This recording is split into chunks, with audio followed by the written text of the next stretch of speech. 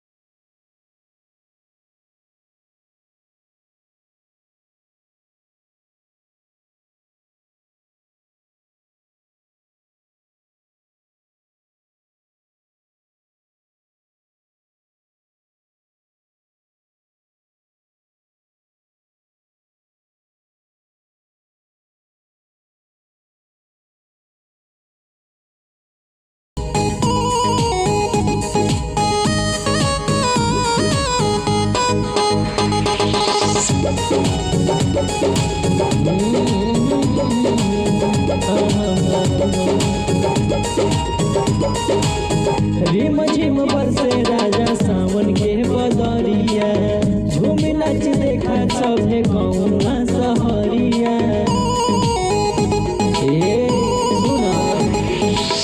रिम झिम बरसे राजा सावन के बदरिया, झूम नाच देखा सभे गौना सहरिया। भोरे भोरे उठी राजा करब दहिया हो, भोरे भोरे उठी राजा करब दहिया हो।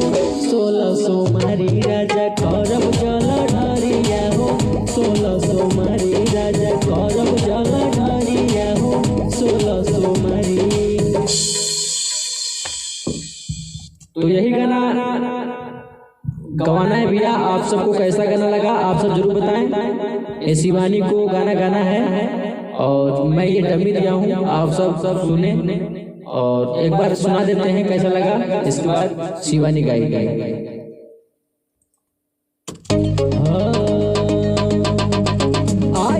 सावन के महीना कहिला तोहसे रातो दीना,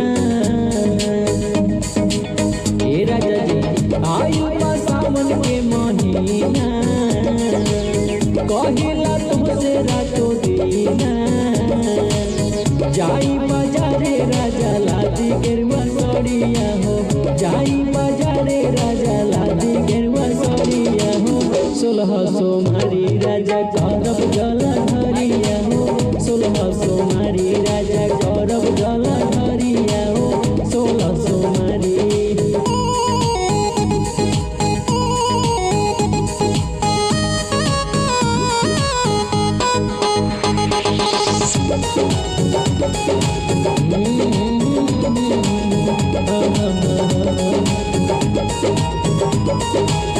रिम झिम बरसे राजा सावन के बदरिया, झूम नाच देखा सभे गौना सहरिया।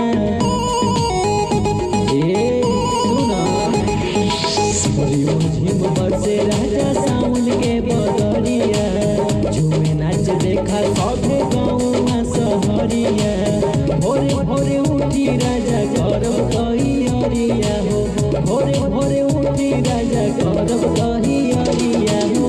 16 सोमवारी राजा करब जल ढरिया हो, 16 सोमवारी राजा करब जल ढरिया हो, 16 अब आइए सुनिए।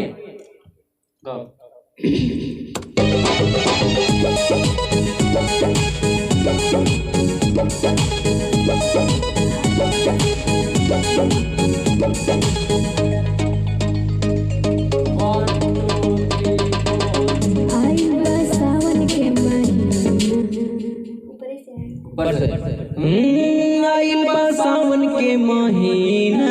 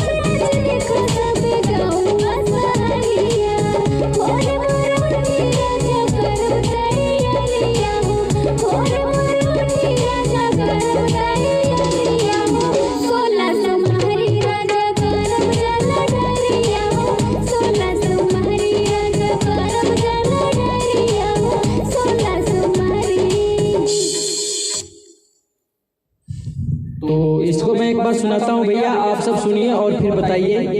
पहले वाला जो वीडियो डाले थे उसमें आप लोग बताए थे फीलिंग की कमी है, तो इस बार कैसा फीलिंग है आप सब जरूर बताएं। आइए सुनिए। 1 2 3 4